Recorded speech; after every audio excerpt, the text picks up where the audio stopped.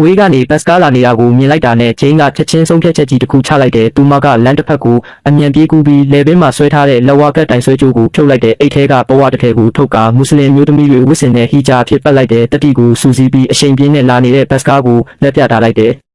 ရှင်မောင်ကဘာမှမပြောပေမဲ့သူမရဲ့ဝတ်စားဆင်ရင်မှုရုတ်တရက်ပြောင်းလဲသွားတာကိုတန်တရားအပြည့်နဲ့ကြည့်နေခဲ့တယ်။နောက်ဆုံးတော့ဂျိန်းကိုကားပေါ်တက်ခွင့်ပေးလိုက်တယ်။ကားပေါ်မှာတော့ခရီးတဲ့အားလုံးဟာမွတ်စလင်တွေကြီးဖြစ်နေတဲ့စိတ်ပူပန်နေတဲ့ဂျိန်းကတိတ်တိတ်လေးထိုင်လိုက်တယ်။အဲ့ဒီအချိန်မှာနိုင်ငံအတွင်းပြည်တွင်းစစ်ပြင်းထန်နေပြီးမွတ်စလင်တွေနဲ့ခရစ်ယာန်တွေကြားတွေးထွက်တန်ယူတိုက်ပွဲတွေဖြစ်ပွားနေခဲ့တယ်။အပြစ်မဲ့ပြည်သူတွေလည်းမကြာခဏအသက်ခံနေရတာကြောင့်ကားပေါ်ကအခြေအနေဟာအလွန်တင်းမာနေတယ်။ကားကအရှိန်နဲ့ဆက်မောင်းနေချိန်ဂျိန်းကမောပန်းပြီးအိပ်ပျော်သွားတဲ့ခဏကြာမှကားအပြင်ဘက်ကလူတွေရဲ့အတန်တွေကြားလိုက်ရတာနဲ့သူမကလက်နိုးလာတဲ့ထိတ်လန့်သွားတဲ့ဂျိန်းကထွက်ပြီးအခြားခရီးသည်တွေနဲ့တူအပြင်ကိုကြည့်လိုက်တယ်။ရင်မောင်းကစစ်သားတွေနဲ့စကားပြောနေချိန်မှာတင်းမာမှုကအမြင့်ဆုံးအဆင့်ကိုရောက်သွားတဲ့ရုတ်တရက်တနက်တန်တွေစက်တိုက်ပေါက်ကွဲလာတဲ့ဂျိန်းကချက်ချင်းငုံရှောင်လိုက်ပေမဲ့ကားပေါ်ကလူအများစုကကြီးကြီးမှန်ပြီးတွေးအိမ်တယ်လဲကျသွားကြတယ်။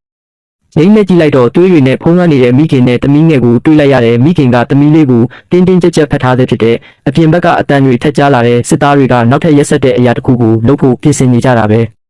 ကားထဲမှာအသက်ရှင်ကျန်ပြီးလှုပ်ရှားနိုင်တဲ့သူ၃ယောက်ပဲကျန်တော့တယ်ဂျိန်းမိခင်နဲ့သမီးငယ်တို့ကကားကောင်းမိုးပေါ်ကစီးကျလာတဲ့ဓာတ်ဆီတွေကိုရှောင်ရင်းတကားဘက်ကိုဖြည်းဖြည်းချင်းရွှေ့သွားကြတယ်